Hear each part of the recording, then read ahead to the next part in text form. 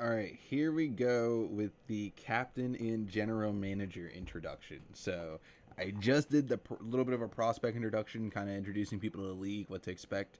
So this is for the captains or general managers that get picked, or if you're thinking about being a captain or general manager, they should hopefully get a little bit more of a rundown.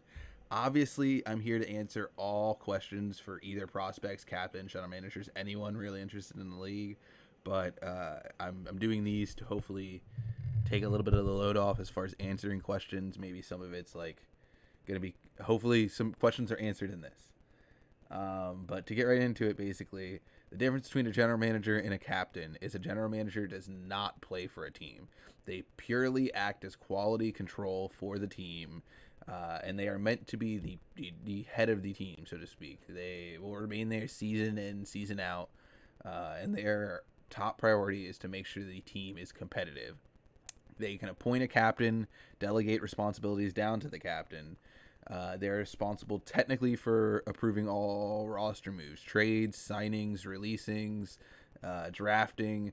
All of that should go through the general manager to make sure that a team is not risking its future or throwing away anything. They technically have all of the responsibilities of a captain if they do not have a captain in place. And really, the big difference would be scheduling and day to day operations. So, like practices, scrims for other teams, figuring out the roster lineup, stuff like that. If they do appoint a captain, that's usually where the captain would come in. The GM is accredited with everything, all of a team's accomplishments. The GM is also included in. So if the team wins the finals, the GM won the finals. You know what I mean?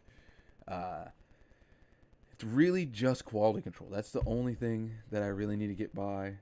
Again, it's just approving, looking over everything that a team does, and making sure that it stays competitive. And then the other end, the captain. So currently we have a few teams that have just captains, no GMs. Okay.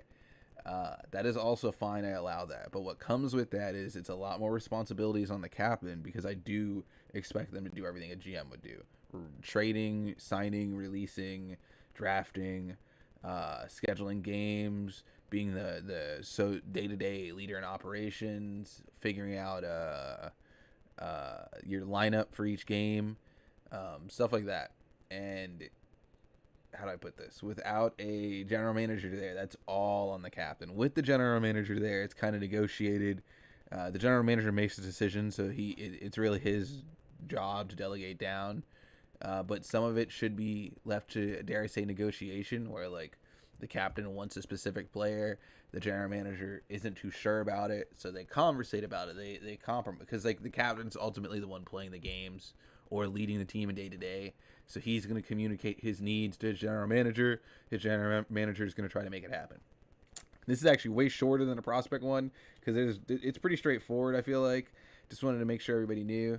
And then as the captain or general manager, whoever it is, going into the season, you should be watching prospect sets right now. I have them linked on the YouTube, archived there. They're live streamed on the Twitch. Those should be like two of the biggest helps that you can have right now. It's just getting to see everybody play. You should be interacting with players whenever possible, getting a feel for who you might draft, who you're interested in, who might be a good fit to play around you with your team. If you want to pick up an extra sub or two to develop, that you'll have that option as well. You can go up to 6 players. Once we get through the whole prospect section, you'll hopefully have your draft board built. We'll go into the draft. You guys will take turns nominating and bidding on players, prospects specifically. I don't want to go into that too much because I just did this for the prospects, but you just be taking turns bidding with a set amount of points. So like you each have 100 points. You'd bid on player A, and then everybody else would get a chance to bid up the price, so to speak, until either people stop bidding or reached a max value, which is like 96 points if it was 100. From there, you'd have your whole team built. You'd have probably a week or so before the actual regular season starts to kind of figure out your roster or release or sign any extra players that you need to. The regular season would start. You'd be responsible for making sure you have players for each scheduled set. uh, rescheduling with other captains or GMs for matches that you guys can mutually agree to. If you guys can't mutually agree, I'm going to go with whatever time was put on the schedule. So make sure you're reaching out to people ahead of time and trying to sort things out when you can. I don't want forfeits because people can't show up. I'd much rather see games played. But you're only going to get out what you put into this. If your team's not showing up, drop the players to get players that show up. That's all I got to say on that. We'll get through the regular season. You'll go into the playoffs. It's basically the same thing. Maybe a little bit more uptight just because it's the playoffs. You lose a set, it's game over for you. And then I also will be putting in extra effort to make sure every playoff set is streamed. We'll get through the playoffs. And then if you are returning as a captain for season 2, you will have the opportunity to... Well, you'll probably want to chat with me first. We'll get all that sorted out, if you are returning or not, any details. If you're, dare I say, invited back. Most people will probably be invited back, but if there is a bad apple among the captains, you will not be invited back, so just keep that in mind.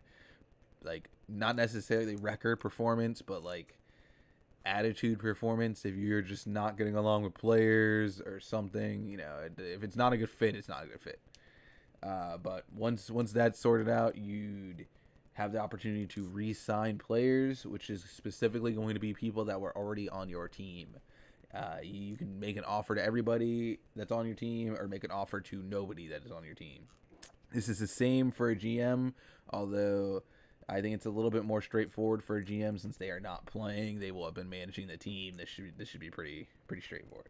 After you have re-signed said players or made your offers, they've declined perhaps, who knows.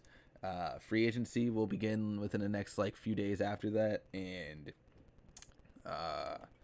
you'll have the opportunity to make offers to players. If a player agrees, or maybe they'll negotiate, whatever, you'll either get the signing or you won't, and you'll move on. And then basically it'll kind of rinse and repeat. At this time, I'll be going back into prospect sets, which will be exclusively for new players. I will be doing free agent sets in addition to this, which will be for exclusively free agents, returning players. So there'll be 2 different groups of sets. The prospect sets will be so new players can get in front of captains in preparation for the prospect draft, and the free agent sets will be to help get free agents, returning players, in front of captains to find them on a team. And I think that's basically all that there is to being a captain. Again, short, straightforward. If you have any more questions, just come my way. I'm going to use these to kind of intro everybody. That's why they're called introduction introduction videos for captains and prospects. But hopefully this helps answer some questions for some people. And enjoy your mornings, everybody. Like, follow, and subscribe.